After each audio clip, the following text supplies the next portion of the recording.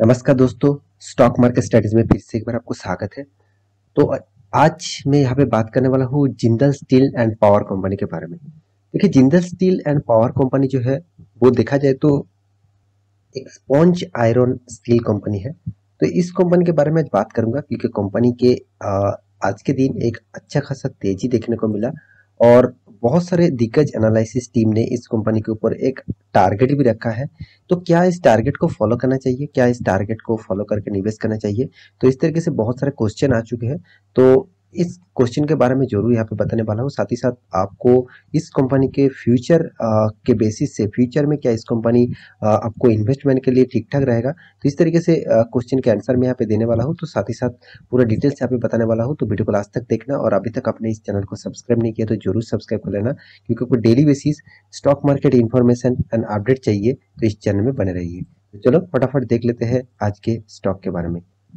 तो सबसे पहली बात जो है इस कंपनी का जो आज के दिन का चार्ट पैटर्न आप देखेंगे तो आपको यहाँ पे डिटेल्स में पता चलेगा। ये आज के दिन करीबन 2.84% का यहाँ पे तेजी देखने को मिलेगा और करीबन जो हाई हुआ था, आज के दिन का जो हाई हुआ था वो 540.55 और इस हाई के देखा जाए तो इस हाई जो है वो आज के दिन 52 का हाई है।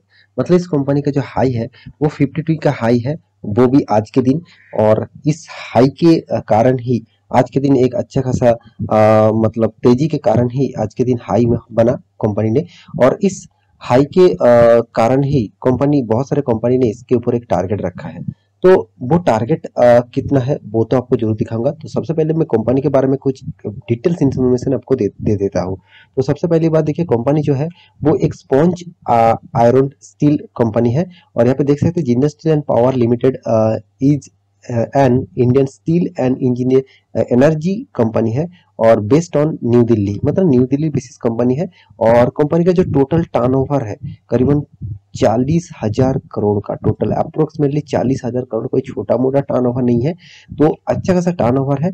और साथ ही साथ कंपनी का जो पार्ट ऑफ अबाउट 1,30,000 करोड़ का टोटल डाइवर्सिफाइड मतलब ओपी जिंदल ग्रुप के, एक्चुअली देखा जाए तो जिंदल ग्रुप के ही कंपनी है। और इस कंपनी का देखिए ओनर जो है, मतलब इस कंपनी का जो फाउंडर है, यहाँ पे देखिए ओम प्रकाश जिंदल है। और यहाँ पे कंपनी स्टार्ट हुआ था 1979 में।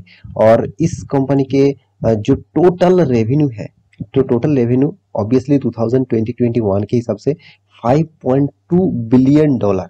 और कंपनी का टोटल जो एसेट है देखा जाए टोटली 10 बिलियन डॉलर। तो कोई छोटा मोटा कंपनी तो आप नहीं कहेंगे, एक अच्छा खासा बड़ा कंपनी आपको बोलना चाहिए, क्योंकि कंपनी का जो परफॉर्मेंस है उसके हिसाब से देखा जाए तो कंपनी जबरदस्त यहाँ पे परफॉर्मेंस कर चुके हैं आज के दिन। और साथ ही साथ कंपनी का टोटल जो परफॉर्मेंस है, अब मैक्सिमम चार्ट में ओपन कर दूं, देखिए कंपनी जिस तरीके से परफॉर्मेंस किया, देखिए बहुत ज्यादा वोलाटिलिटी जरूर है। कंपनी देखिए किस तरीके से गिरा पड़ा, टॉप लेवल से मैं डाउन लेवल तक देखूं तो करीबन 90% गिर गए थे। तो उसके बाद फिर से कोरोना के सिचुएशन के बाद कंपनी जिस तरीके से रैली देखने को मिला, करीबन 450 पॉइंट का रिटर्न आपको दे चुके हैं 2 साल में। एवरेज रिटर्न आपको बता दूं तो करीबन 200% का रिटर्न आपको दिया है कंपनी साल भर में। तो क्या अभी इस कंपनी के ऊपर निवेश करना चाहिए? तो उससे पहले कौन सा कंपनी इसके ऊपर टारगेट रखा है वो टारगेट सबसे पहले देख लेता हूँ। तो यहाँ पे देख सकते हैं कंपनी का जो नाम है जिंदल स्टील एंड पावर। और ये जो न्यूज है आपको मैं द इकोनॉमिक टाइम्स के ऊपर लेके आया हूँ और इसके ऊपर ही आपको न्यूज को डिटेल्स दिखा दूंगा। तो देखिए देख सकते हैं buy Jindal steel and power, target price 590। और वो भी देखिए कौन किसने टारगेट रखा, एक्सिस सिक्योरिटीज। अब एक्सिस बैंक के तो मतलब एक्सिस बैंक को तो जानते ही है, उसका जो सिक्योरिटी डिपार्टमेंट है, मतलब जो एक्चुअली देखा जाए जो डिपार्टमेंट मतलब म्यूचुअल फंड को मतलब हैंडल करते हैं, जिस जो मैनेजमेंट है म्यूचुअल फंड के, वो ही एक्सेस सिक्योरिटीज ने यहाँ पे टारगेट रखा है इस कंपनी। तो कितना टारगेट है वो भी देख लीजिए। यहाँ पे देखिए Axis securities has buy call on Jindal steel and power with target price 590। तो इसका आज के दिन का प्राइस कितना है? 535 आज के दिन का क्लोजिंग प्राइस आप देखेंगे तो अभी टारगेट कितना रखा गया है? 590।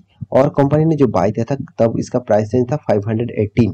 तो मतलब एक दिन में ही कंपनी 518 के बारे में बात करूं तो कंपनी 518 से, मैं एक बार 5 दिन के चार्ट पर ओपन कर दूं तो 518 देखा जाए तो हाँ चलो 518 से आज के दिन का परफॉर्मेंस देखा दूं, करीबन 3.5-4% तक रिटर्न ऑलमोस्ट दे चुके हैं।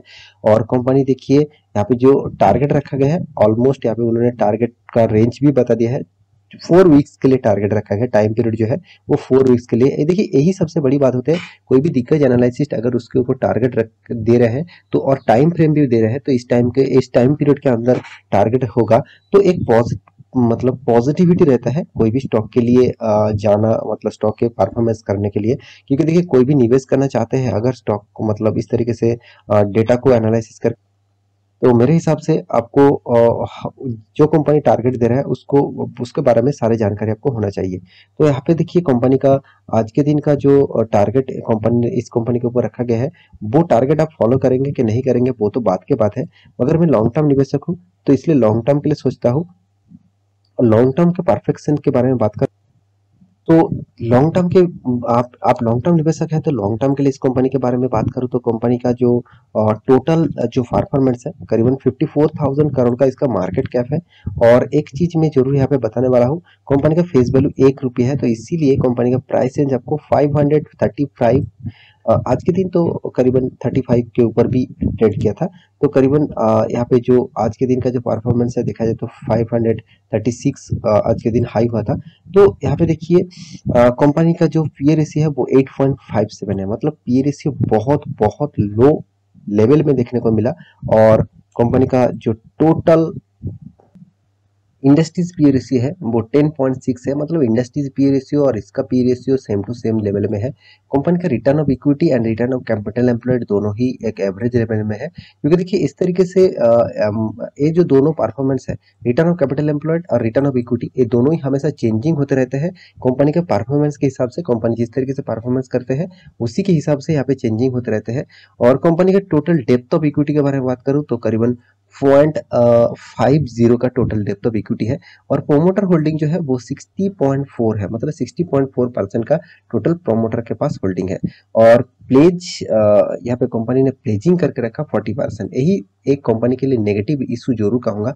क्योंकि देखिए कंपनी का प्लेजिंग का मतलब कंपनी का जो शेयर होल्डर है, जो प्रोमोटर है, सॉरी जो शेयर होल्डर नहीं, जो प्रोमोटर है, प्रोमोटर खुद के शेयर गिरवी रख के पैसा उठाया कंपनी के बिजनेस के लिए। देखिए ये सबसे बड़ी रिस्की गेम जरूर होते हैं, क्योंकि अगर कंपनी का बिजनेस ठीक ठाक नहीं चलते हैं और कंपनी का रेवेन्यू अच्छा खासा जनरेट नहीं होते हैं तो कंपनी का जो शेयर दूसरे के पास गिरवी रखा है वो शेयर भी चला जाएगा और प्रोमोटर के हाथ से जो परसेंटेज है वो भी निकल जाएगा।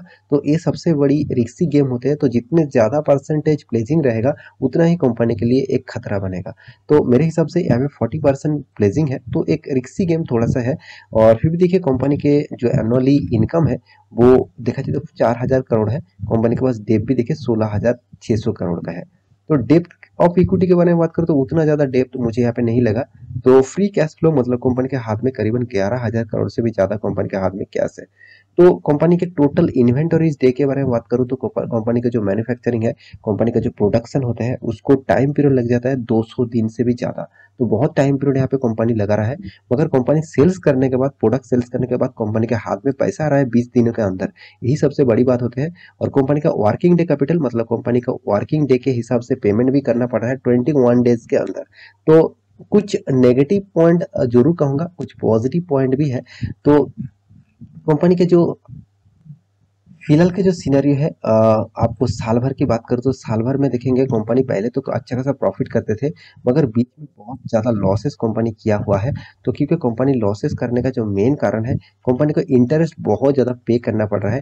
कंपनी का इनकम जो सेल्स जो है, सेल्स देखिए ग्रोथ तो जरूर हुआ है, मगर कंपनी का एक्सपेंस इतना ज़्यादा हो रहा है तो इसके हिसाब से कंपनी का जो इंटरेस्ट है वो पे करने के बाद कंपनी के हाथ में मार्जिन उतना नहीं बच रहा है, मतलब कंपनी के हाथ में प्रॉफिट उतना नहीं हो रहा है। यही सबसे एक नेगेटिव जरूर होते हैं कोई भी स्टॉक के लिए, कोई भी कंपनी के लिए। और और इस कंपनी के जो जितने सारे रिटर्न्स आपको देखेंगे तो रिटर्न्स आपको शानदार लगेगा, क्योंकि देखिए देखा जाए तो 5 सालों तक कंपनी ने अच्छा खासा रिटर्न देने का जो कारण है, आप एक बार चार्ट पैटर्न देखेंगे तो आपको पता चलेगा 5 साल में देखिए कंपनी किस तरीके से रैली देखने को मिला। तो इसीलिए अच्छा खासा रिटर्न यहाँ पे आपको जरूर दिखेगा। मगर लॉन्ग टर्म पीरियड में कंपनी का जो इतना ज्यादा वोलाटिलिटी है, तो इसलिए मैं इस कंपनी के ऊपर उतना ज्यादा फोकस नहीं रखता। हाँ, कंपनी आपको रिटर्न जरूर देगा, मगर आपको लॉन्ग टर्म पीरियड के लिए सोचना है तो कंपनी के ऊपर कुछ तो आपको पॉजिटिविटी नेगेटिविटी जरूर देखना है। देखिए आप यहाँ पे इन्वेस्टर, अगर कंपनी उतना अच्छा होते तो एफ आई 17% होल्डिंग रखने के बाद अभी 8% होल्डिंग नहीं रखते, और डीएस देखिए 9% होल्डिंग था, अभी 16% है। चलो मानता हूँ डीएस ने होल्डिंग बढ़ा चुके हैं, मगर पब्लिक के पास देखिए 14% होल्डिंग था, अभी भी 14% तक होल्डिंग है। तो डीएस जो है, डीएस डीएस के पास ज्यादातर हिस्सेदारी है। तो देखिए डीएस तो हमेशा उसको प्रॉफिट होने के बाद वो निकल जाते हैं, हाँ वो उसको लॉसेस भी बोल देते हैं। मगर इस कंपनी के बारे में सिर्फ एक ही बात कहूंगा, आपको स्टील इंडस्ट्रीज के ऊपर निवेश करना है तो आप जरूर टाटा स्टील, जेएसडब्ल्यू स्टील के ऊपर फोकस रखिए। जिंदल स्टील मुझे उतना खास नहीं लगता। अगर आप निवेश करके रखे हैं तो आप इसके ऊपर पॉजिटिविटी है तो आप जरूर होल्ड करिए। मेरे बात सुनकर आप निकल मत जाना, क्योंकि मेरे मेरे खुद का ओपिनियन बता रहा हूँ कि मुझे इस कंपनी में उतना अच्छा खासा परफॉर्मेंस नहीं दिखा, क्योंकि कंपनी अभी तक लॉस में है, कंपनी प्रॉफिट नहीं कर रहा है। तो मेरे हिसाब से इससे अच्छा और भी दूसरा कंपनी आपको मिल जाएगा। तो आशा करता हूँ सारी जानकारी आपको मिल चुका है। तो मेरे वीडियो अच्छा लगे तो लाइक करना, दोस्तों के साथ शेयर करना और इस चैनल को सब्सक्राइब भी करना। मिलते नेक्स्ट स्टॉक लेके, तब तक के लिए अच्छे से रहिए, अपने ख्याल रखिए।